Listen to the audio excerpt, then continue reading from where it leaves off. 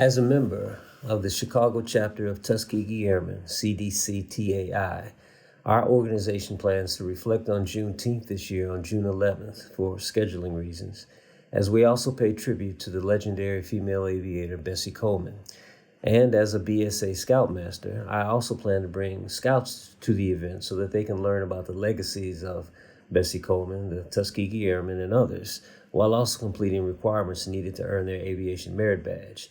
The path that Coleman took in achieving her place in history as a pilot shares some interesting milestones with the Juneteenth holiday, and is why we've chosen to combine our celebration of that holiday with a tribute to the legendary Bessie Coleman. Through 2019, CDC-TAI maintained a 40-year tradition of paying tribute to Brave Bessie, or Queen Bess, by performing a flower drop flyover of her gravesite at Lincoln Cemetery in Chicago each year on the Saturday closest to the anniversary of her death, which was on April 30th, 1926.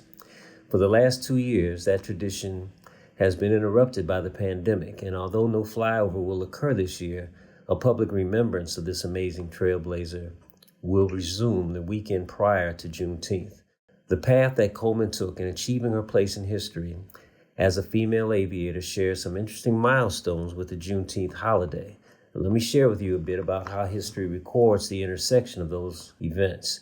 The story of the Tuskegee Airmen, like that of Bessie Coleman, whose story preceded theirs, are historical examples of triumphs over adversity, and a reminder that even while we celebrate Juneteenth, the fight for equality in America is ongoing. Let me take you back to June 19, 1865, Texas. A Union Army General, Gordon Granger, read aloud General Orders No. 3 in Galveston. Those orders informed the enslaved African Americans of Texas of their freedom and that the Civil War had ended. That momentous occasion became known throughout Texas as Juneteenth and began to be commemorated annually.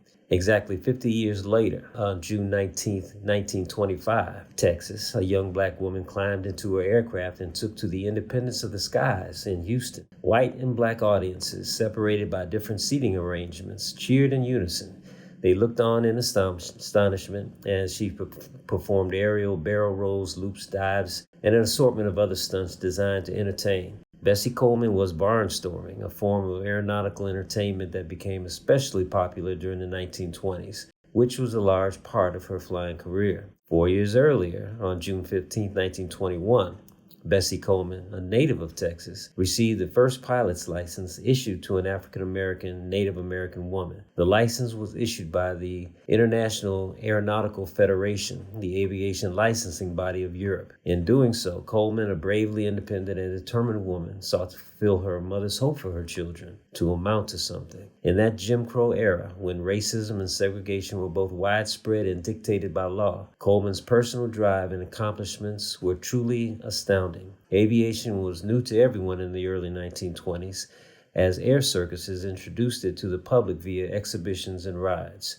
Coleman's remarkable journey reflects the racist and sexist struggles many faced across the nation and worldwide in the 1920s, both in the air and on the ground. And almost to the day, 100 years after Queen Bess earned her pilot's license on June 17, 1921, President Biden signed into law a bill to recognize Juneteenth, a day of celebration to commemorate the end of chattel slavery in the United States, as a federal holiday. The celebration of Juneteenth as a quasi-Independence Day offers a symbolic restoration of a part of this country that for too long and in too many ways has been kept apart from this country. Perhaps when America embraces its beauty as reflected in the diversity of its people as much as in its landscapes, then hopefully a reunification of our segment of society will become possible as a common definition of independence is found.